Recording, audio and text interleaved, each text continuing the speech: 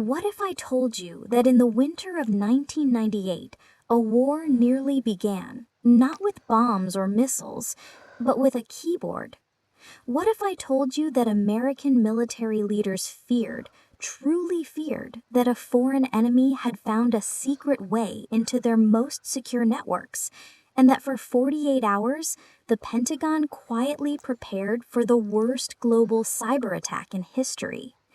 And what if I told you that the truth behind this digital breach was far stranger than anyone expected, involving spies, teenagers, and a trail that stretched across oceans, continents, and intelligence agencies? The story of Solar Sunrise begins in early February 1998. The internet was young, fragile, and strangely undefended. A bit like a digital frontier town where only a few people understood what cybersecurity even meant. At the heart of this frontier lay the Pentagon's unclassified computer systems, still crucial, still sensitive, still deeply tied to American military operations around the world. Most Americans had no idea that a single intrusion into these networks could set off alarms from Washington to Tel Aviv. But deep inside the U.S. Department of Defense, analysts suddenly noticed something impossible to ignore. Someone, somewhere, was breaking in. It started as little anomalies, failed logins from unexpected locations, strange signals bouncing off military bases in California, Texas, and New England.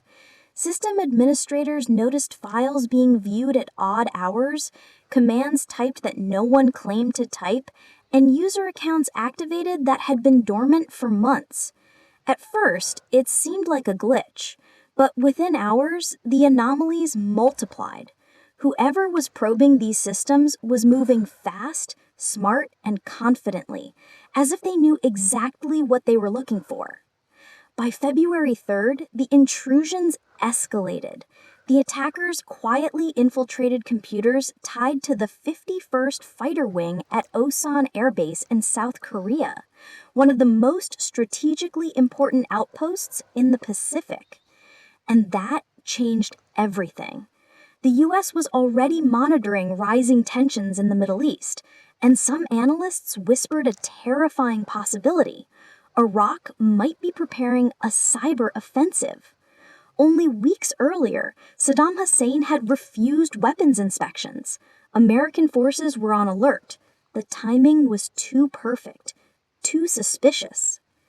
Inside the Pentagon, alarms went up. The FBI, NSA, CIA, and Air Force Office of Special Investigations were all pulled into the case, forming an emergency task force. They named the operation Solar Sunrise, inspired by the places and timestamps of the attacks, late nights in the US, early mornings overseas. What they didn't know yet was that this investigation would take them into unexpected corners of the world, revealing a threat far different than what the intelligence community imagined. The hackers weren't smashing their way inside, they were slipping through tiny cracks. They exploited a vulnerability in Sun Microsystems' Solaris operating system, an operating system used extensively on military networks. The flaw allowed attackers to gain root access, the highest level of control, often without triggering alarms. Once inside, the hackers installed backdoors and sniffers, tools that quietly recorded passwords as soldiers typed them. It was the kind of intrusion that could stay invisible for months, and that terrified everyone. Within days, U.S. intelligence agencies began tracing the signals. What they found deepened the mystery. Many of the attacks appeared to route through the United Arab Emirates, then through servers in the UK, then through systems in California. The path was so tangled that even NSA analysts weren't sure if it was one hacker or many. But the attackers were relentless, probing more than 50 military bases. These weren't amateur moves. They looked coordinated, disciplined, almost military. At the Pentagon, fears escalated. What if Iraq had hired skilled foreign hackers? what if this was phase one of something far bigger?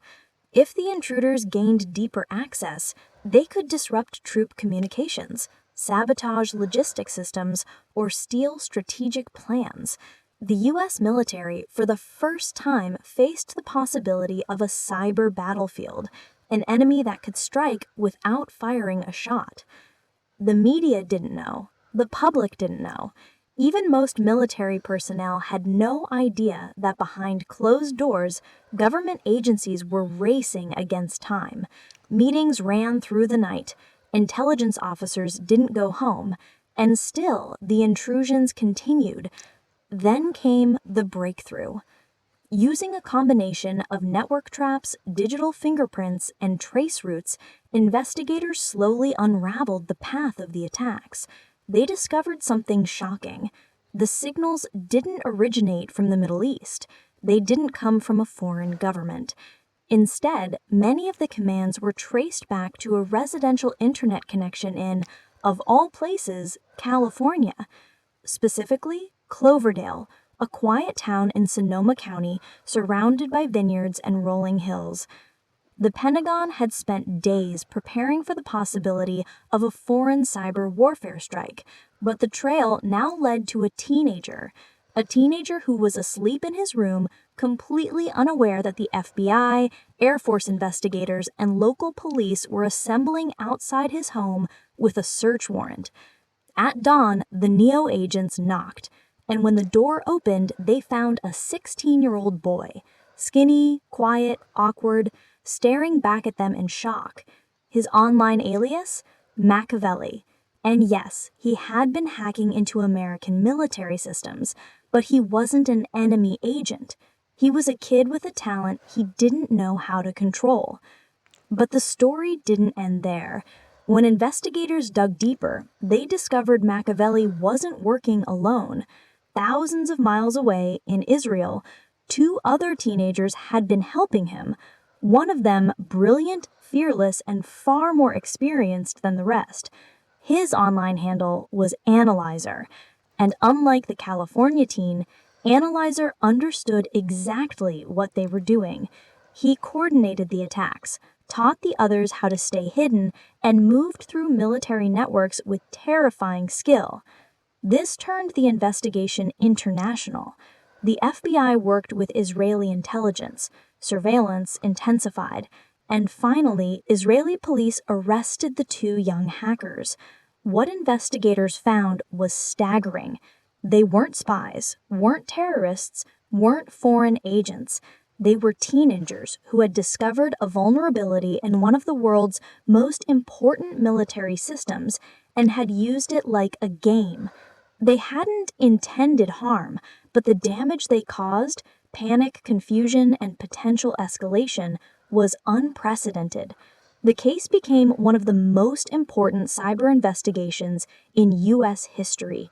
It forced the Pentagon to overhaul its cybersecurity strategy, repair vulnerabilities, and recognize that the next great battlefield wasn't land, sea, or air, but invisible, silent, digital. Solar Sunrise proved that a handful of curious teenagers could shake the world's most powerful military. It proved that governments were unprepared for cyber threats, and it showed intelligence agencies that the next generation of soldiers might not wear uniforms at all. They might sit in bedrooms, behind glowing screens, wielding keyboards more dangerous than weapons. In the end, no bombs fell, no armies moved, no wars began. But for a few terrifying days in early 1998, the United States faced a cyber threat so mysterious and so advanced that top military officials believed they were under attack from a hostile nation. Instead, they were outsmarted by children. And that realization, more than anything, changed the future of cybersecurity forever.